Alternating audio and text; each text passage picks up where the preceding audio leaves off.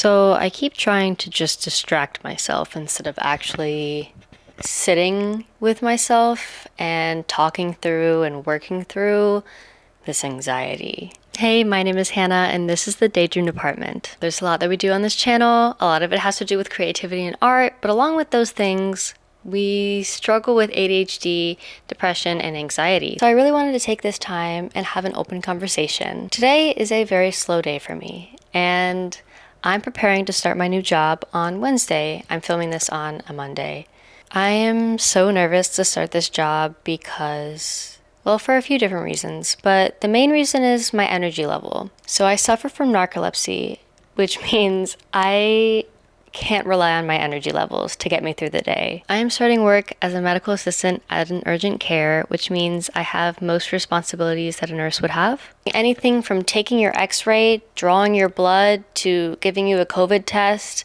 I could be giving you a vision test. And it's a lot of work, and I really enjoy the work, but it is upwards of, could be 13 plus hours in one day, and then I have to go back the next day for another 13 plus hours. So I have a lot of anxiety surrounding that because I hold myself to such a high standard of being a healthcare worker, and the fact that I have something stopping me from being able to be my full self is really challenging, and it's really taking a toll on me, and I am really anxious about it. There's this weird feeling where you try to rest before something big happens, like a new job or a test or something like this, and it is so hard to make myself rest. And I'm trying to distract myself, but I think I really just needed to talk it out. I think that our calmest days can even make our anxiety much louder. There's like this pressure that we have to prepare perfectly for some big thing, when in reality,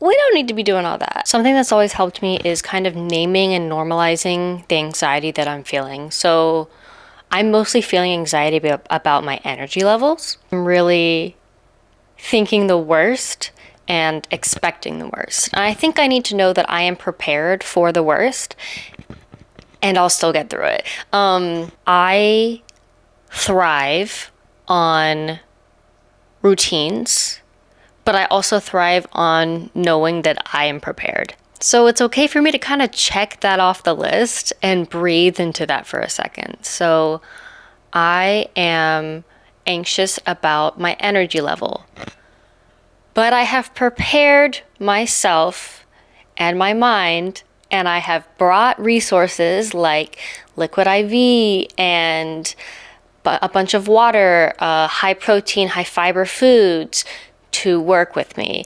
I have all of these things. I have my medications, and I'm prepared for what I'm expecting. I'm not going into this blind. I'm sure it's also common for a lot of us to want to fast forward through those first couple of days of a new job or a new commitment or something like that, because of the unknown. And I think that is what it is. It is the fear of the unknown, the anxiety of unknown.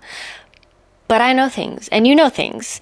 And whether it's worrying about how good of an impression I'm going to make, or am I going to forget something I learned in my training and have to ask a question and feel dumb about that? That's overthinking, and that is expecting the worst out of other people. So I would give a new employee grace, absolutely, if they had a question about the system we were using on the computer, and they were like, hey, I'm sorry, I just had this training a week ago, but there's so much going on, I didn't remember how to get to this page. I wouldn't be like, you're so dumb. I would be like, yeah, it's a lot to understand in that week training. Let me help you out here. I'll remind you, here's a note. And it's like, why don't we give ourselves that grace that we would give to someone else? And I think I need to remember that people have grace, not everyone. But if it's someplace I want to work, if it's someplace I want to be, I want people to have grace. when I start to feel myself spiral, which I can feel a little bit now, but I also know that I'm going to catch it and I'm not going to spiral, I like to remember who I am without the extra labels. So I'm a caretaker, I take care of people, and I create. So those are my two main things that I am. I don't have to say I'm a medical assistant, a phlebotomist, a nursing assistant, like not that. I'm not a painter or a dancer, or that's not what I'm talking about. I have a deep care for people. I have a deep creative expression. Those are my main things. It can be really hard to balance those two things because caregiving and creating, it's a lot of giving. And in healthcare, we have to be so present and alert all the time. We have so many responsibilities and we just have to be so outward facing. And in art, we tend to face inward a little bit and we create from within. And it's also important to remind myself that those can work together, but they need some serious balance. I have quite a big fear of burnout because I have burned out before, and it is always in the back of my mind that it's going to happen again. It's going to happen again. It's really important for me and everyone to remember that job anxiety and burnout doesn't mean that I'm on the wrong path. It doesn't mean that I chose the wrong career or I'm bad at balancing or even that I failed as a creative. That's not what it's about. It's about my nervous system, and it's about the fact that I'm putting out way too much and not taking enough in. I have so much output and care for others unconditionally, and I don't have a lot of space to receive because there's just so much. I'm trying something new. I'm trying to focus on separating my energies. So in these different structures or modes, these energy levels, I want to kind of pinpoint what I am focusing on.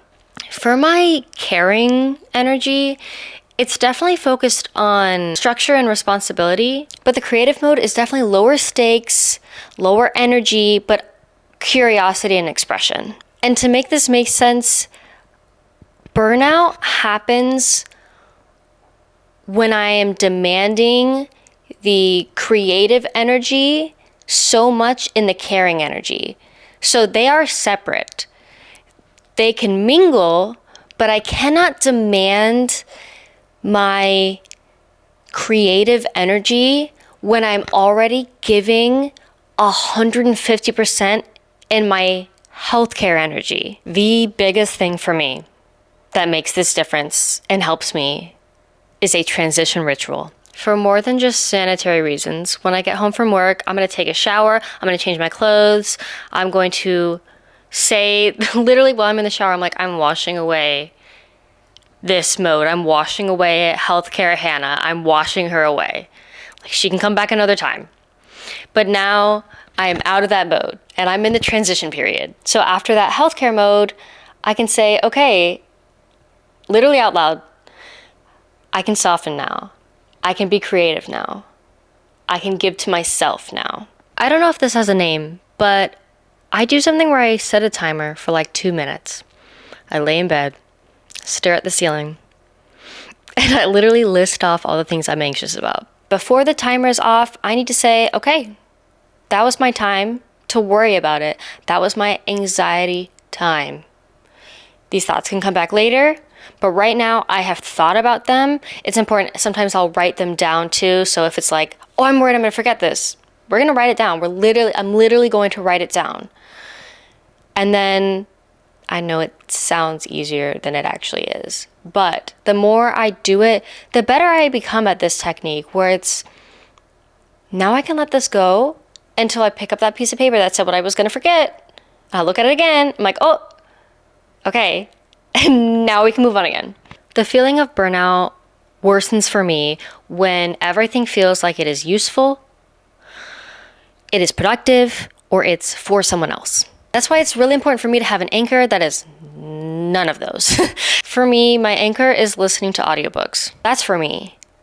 That is truly just for me. And that is my anchor, having any type of book, usually like a fantasy or a sci-fi or mystery or something like that, that really anchors me to myself. Sometimes I do struggle with hobbies. I like to share them and continuously share them with people. And I do feel some pressure to make sure my hobbies or my artwork is at a certain standard because it's being shared. So I am still working on that to know that it's okay if my painting is not beautiful to someone's standard. If I like it, I like it. I want you to know that even with everything I've said, burnout does not have a cure. At least I haven't found it yet. There are things that I do and things that I encourage to help a little bit with it. But some days I am so damn tired that I just need to sleep. Like, it is not a perfect system. And I wanted to make sure that that is very clear. So if this resonated with you, I am so happy you're here because we're going to figure this out together. We're going to take small steps because there is no cure for burnout. Like, there is nothing we can do to 100% avoid burnout. It just kind of is, especially if you're working in something where you're caring so deeply for other people and you have so much responsibilities. It's a lot. It is a lot. But I wanted to really be open and honest and talk about how I'm feeling. And I'm sure someone may be feeling the same way. This was pretty different from my other videos. So please let me know if you did enjoy this. Just this little chat we had. Feel free to leave me a comment if you resonated with this at all. All right.